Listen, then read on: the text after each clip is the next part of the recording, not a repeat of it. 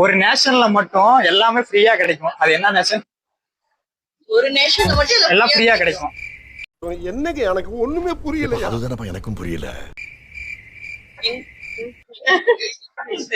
சொல்லுங்க நீங்க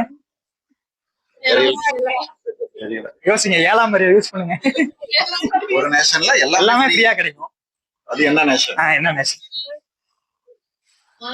7ஆம் அறிவு 8ஆம் அறிவு ஏதாவது யூஸ் பண்ணுங்க. நீங்க ஈஸியா கண்டுபிடிக்கலாம். சொல்லுங்க. உங்களை பார்த்தோன்னே ஐக்யூ லெவல் அதிகமா இருக்கிற மாதிரி தெரியுது. நல்லா படிப்பாங்க.